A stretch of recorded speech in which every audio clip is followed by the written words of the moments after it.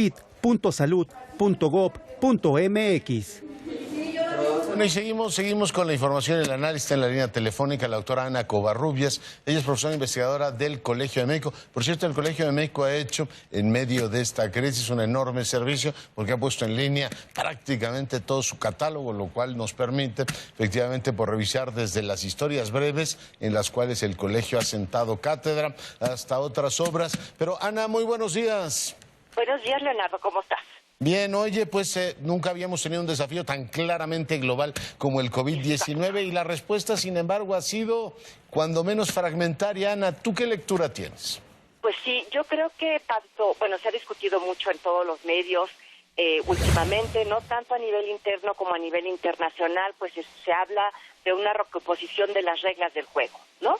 Entonces, lo que tenemos, digamos, en la parte interna, por ejemplo, el Financial Times diciendo que hay que rehacer el contrato social, ¿no?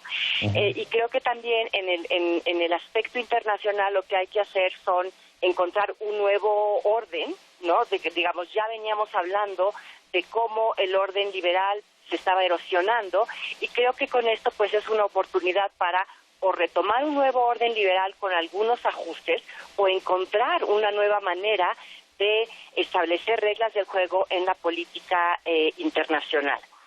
Ya. Aquí lo que me preocupa es que, bueno, podemos hablar de recrearlo, de buscar nuevas formas, pero ciertamente hay como indicios de que las continuidades son fuertes.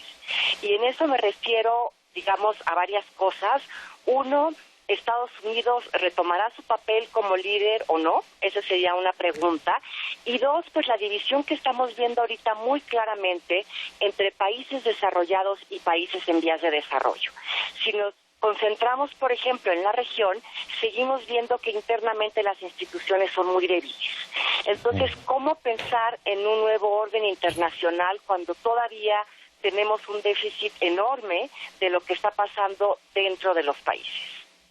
Sí, claro. Oye, hay dos cosas, digamos, dos grandes tendencias que uno pues ve sobre la mesa. Por un lado, estas exigencias nacionales a los estados, es decir, ayúdame, y por otro lado, la enorme necesidad de coordinación. Digo, lo podemos ejemplificar con una Gran Bretaña que al principio de la crisis dijo, yo no voy con la Unión Europea, que ellos hagan su parte, y ellos, bueno, ahora tienen esta severísima crisis, incluida Boris Johnson en el hospital, Ana. Y por otro lado, ve una Unión Europea en la cual pues alemanes y holandeses dicen, bueno, el tema económico lo vemos al final porque tampoco estamos tan seguros de que Italia y España hayan hecho la tarea que se les correspondía. Vemos por ese lado una enorme necesidad de cooperar y por otro lado ves a líderes. Ayer el presidente de la República dio su informe y no mencionó ni siquiera en una línea cooperación internacional o algún tipo de apoyo a los mexicanos en el exterior, lo cual te habla, digamos, de la dimensión francamente doméstico, del ángulo francamente doméstico que se le está dando a la crisis. Ana. Sí, exactamente.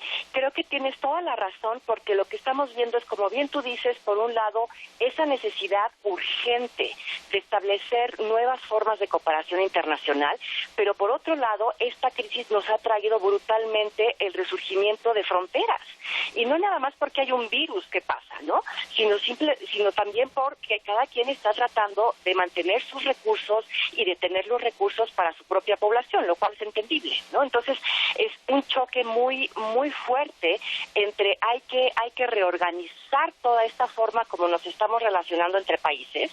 Hay cuestiones totalmente globales que hay que atender y por otro lado el resurgimiento de una frontera y de un Estado-nación muy fuerte. Entonces es difícil cómo vamos a combinar estos dos procesos y lo único que estamos viendo como muy claro es que puede ser una cuestión sanitaria la que nos indique que hay actores transnacionales clarísimos y que esos actores transnacionales, a pesar de que los venimos trabajando hace mucho, no sabemos cómo lidiar con ellos cuando nos llegan en una manifestación de este tipo. Sí, claro. Oye, después del 2001 habíamos dicho que íbamos a tener una globalización vigilada. Yo supongo que después del COVID-19 la globalización en muchos sentidos va a ser puesta, no sé si en terapia intensiva, pero algo cercano, Ana. Exactamente, podríamos hablar, digamos, algo sumamente contradictorio, como puede ser una globalización fragmentada, ¿no? Pero es un poco lo que estamos viendo ahorita, como un contrasentido de alguna manera. Que es algo así como una convergencia paralela. Pero, oye, preguntarte, en América del Norte, ¿cómo ves las cosas? Finalmente, sin hacer demasiadas declaraciones públicas, parece que hay cooperación entre México y Estados Unidos. ¿Cómo ves el frente, Ana?